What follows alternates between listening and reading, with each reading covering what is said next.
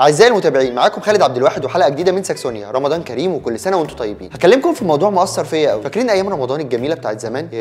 حقيقي أنا حزين، بقينا مفتقدين حاجات كتير قوي في رمضان.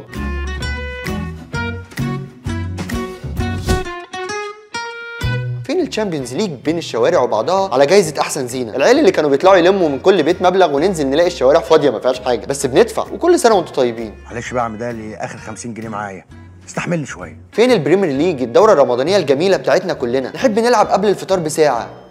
فين المسلسلين البساط اللي كانوا يجوا زمان على القناة التانية؟ بنتبسط بيهم مع الفوازير الجميلة وبتبقى اتعشت. مش دلوقتي محتاسين يا راجل، والله ده عدد المسلسلات بقى أكتر من عدد القنوات. فين برامج المقالب الجميلة اللي الواحد يتعمل فيه المقلب من هنا وهو مبسوط وزي الفل كده؟ كاميرا الخفية، زكية زكريا، واديني عقلك.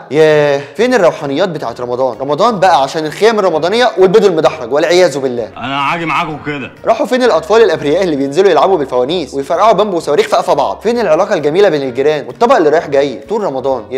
طب اروح ادور على الطبق انا.